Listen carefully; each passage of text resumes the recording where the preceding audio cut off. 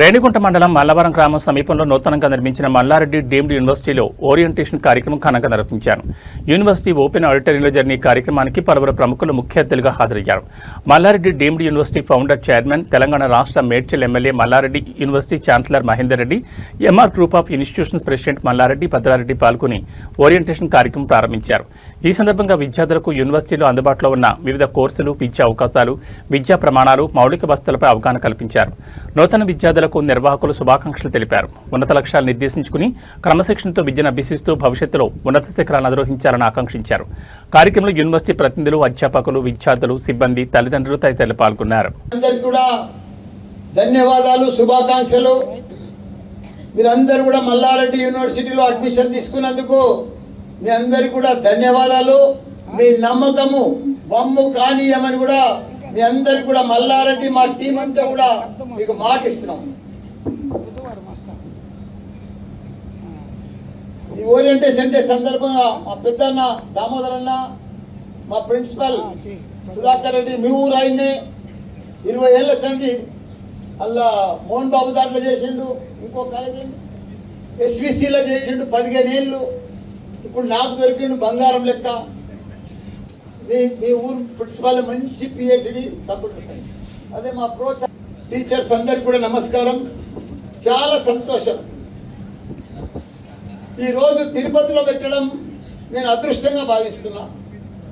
దానికి తోడు ఇంత పెద్ద ఎత్తున అడ్మిషన్ కావడం నాకు కూడా అర్థం కాలేదు. నాకు ఇంత పేరుందా, ఇంత ఇది ఉందా, నాకు ఇంత బ్యాక్గ్రౌండ్ ఉందా అనిపించింది. చాలా హ్యాపీగా ఫీల్ అయినా. అంత స్పీడ్గా అడ్మిషన్స్ అవుతుండే. నాకు ఇంత ఈ ఏడాది వస్తుందని కూడా డౌట్ ఉండే. పర్మిషన్ నేను కొన్ననే సెప్టెంబర్లో, ఇంకా 1 ఇయర్ కాలేదు. రెన్యువేషన్ జరుగుతూనే ఉంది, ఇన్స్పెక్షన్ అయితేనే ఉంది, పర్మిషన్ వస్తూనే ఉంది, అడ్మిషన్ అయితేనే ఉంది. మళ్ళీ సెప్టెంబర్ రాకముందుకే ఇనాగ్రల్ ఫంక్షన్ కూడా అయిపోయింది. అది భగవంతుని అదృష్టం. నేను ఫస్ట్ టైం తెలంగాణకి వెళ్ళి బయటకు వచ్చి ఒక ఆంధ్ర రాష్ట్రంలో యూనివర్సిటీ పెట్టినా.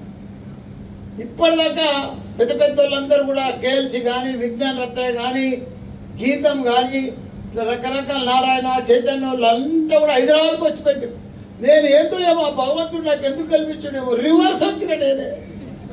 ఎవ్వరు కూడా ధైర్యం చేయాలి ఇప్పటిదాకా తెలంగాణకి వెళ్ళి ఆంధ్రాకి వచ్చి కాలేజ్ పెట్టాలని.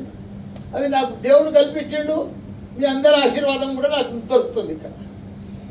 ఇకపోతే నేను పెద్ద పెద్ద నా దగ్గర స్టూడెంట్స్ అంత పెద్ద క్యాంపస్ మీరు చూసారు కదా. శివరాత్రి 1,00,000 మందితో జాగారం చేసిన.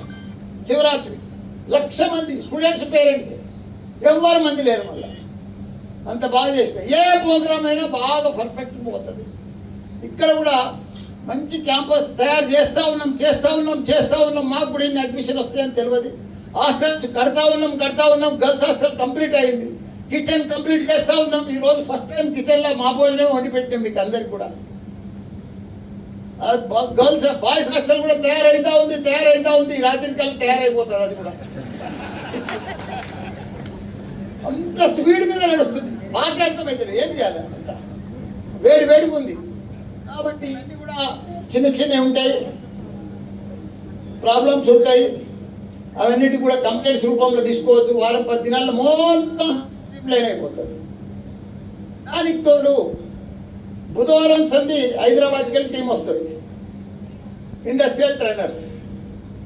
బుధవారం లోపల మీరందరూ కూడా కంపల్సరీ ల్యాప్టాప్ తెచ్చుకోవాలి.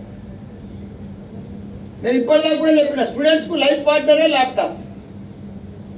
ఇప్పటిదాకా నేను చెప్తున్నా, చాలా మంది ప్రొఫెసర్లు తిరుగుతున్నారు. ప్రపంచం అంతా మారిపోతుంది.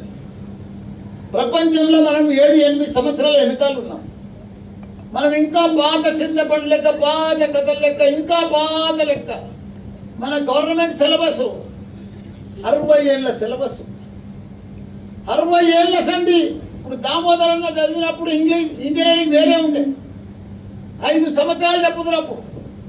కానీ ఇప్పుడు ఈ అమ్మాయి చదివే పద్ధతి వేరే ఉంది. అప్పుడు దామోదరన్నకు అదే సిలబస్, 20 ఏళ్ళ ముందు అదే సిలబస్, 10 ఏళ్ళ ముందు అదే సిలబస్, ఇప్పుడు కూడా అదే సిలబస్. ప్రపంచమంతా మారిపోయింది, కానీ మన సిలబస్లో మార్పు లేదు. మళ్ళీ ఈ పిల్ల ఎట్లా చదువుతుంది ఈ అమ్మాయి?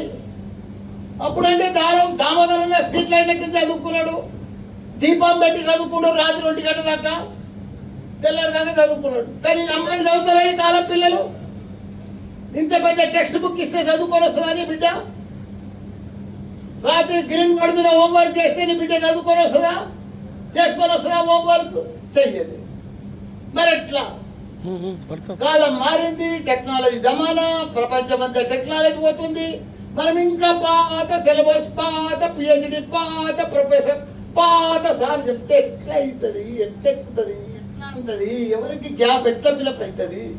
వాళ్ళకి ఇంత గ్యాప్ ఉంది. జమీన్ ఆస్మాన్, భూమి ఆకాశానికి ఉన్నంత గ్యాప్ ఉంది. సిలబస్లో మార్పు లేదు, టీచింగ్లో మార్పు లేదు, కానీ పిల్లలల్లా, యువకులల్లా మొత్తం మార్పు. ఆ మార్పు అంతా నేను తీసుకొచ్చిన, మొత్తం మార్పు చేసిన. ఫస్ట్ ఇయర్లో ఇప్పటికి కూడా గవర్నమెంట్ సిలబస్లో మ్యాథ్స్ చెప్తారు, మ్యాథ్స్ ఉండాలి. ఫిజిక్స్ చెప్తారు, ఫిజిక్స్ ఉండాలి. కెమిస్ట్రీ అవసరమా? ఇంగ్లీష్ అవసరమా? ఫస్ట్ ఇయర్ అంతా ఏం చెప్తారు మన ఇంజనీరింగ్ కాలేజీలలో? Maths, physics, chemistry, English. అరే ఇంటర్మీడియట్లో సిబిఎస్ఈలో నారాయణ చైతన్య చదువుకొని రాలేదా ఇవన్నీ? మళ్ళా ఫస్ట్ ఇయర్లో అవే చెప్తారు. పిల్లలకు తెలియదు. ఇదే ఇంజనీరింగ్ సిలబస్ అనుకుంటారు వాళ్ళు, ఇదే సిస్టమ్ అనుకుంటారు. సార్ ఏం చెప్తే అది వేదం అనుకుంటారు. అదే నడిపిస్తా పోతా ఉన్నారు. పిల్లలు చదువుతూ ఉన్నారు. చూస్తే 1 ఇయర్ అయిపోతుంది, ఏమీ రాదు. సెకండ్ ఇయర్ అయిపోతుంది, మిడ్ ఎగ్జామ్ అంటారు, సప్లిమెంటరీ ఎగ్జామ్ అంటారు, బ్యాక్లాగ్స్ అంటారు, మళ్ళీ ఎగ్జామ్ రాయాలంటారు. ఇదే పని. ప్రిపరేషన్ హాలిడేస్ అంటారు. చూస్తే సెకండ్ ఇయర్ అయిపోతుంది, థర్డ్ ఇయర్ అయిపోతుంది, ఫోర్త్ ఇయర్ అయిపోతుంది. అక్కడ సిలబస్ కంప్లీట్ అయిపోతుంది. అలా ఏమి స్టూడెంట్కు 70% పాస్ అయిపోతాడు, కానీ పాస్ అయిన సర్టిఫికెట్ ఒకటి దొరుకుతుంది బీటెక్ది. మల్టీనేషనల్ కంపెనీకి పోతే మాత్రం స్టూడెంట్ తన సత్తా లేదు, పత్తా లేదు. మాట్లాడబోతే ఇంగ్లీష్ సరిగా మాట్లాడరాదు. కౌన్సిలింగ్ చేస్తే పర్ఫార్మెన్స్ బాగుండదు.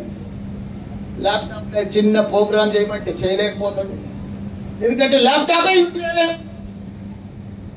ఇప్పుడు మల్టీనేషనల్ కంపెనీలు లక్షల ఉద్యోగాలు ఉన్నాయి, 1000 కంపెనీలు ఉన్నాయి దేశంలో, ప్రపంచం అంతా. కానీ వాళ్ళకి కావాల్సింది స్కిల్, టెక్నాలజీ ఉన్న స్టూడెంట్స్. సర్టిఫికేట్ బీటెక్ 70% పాస్ అయిన స్టూడెంట్ అవసరం లేదు వాళ్ళకు.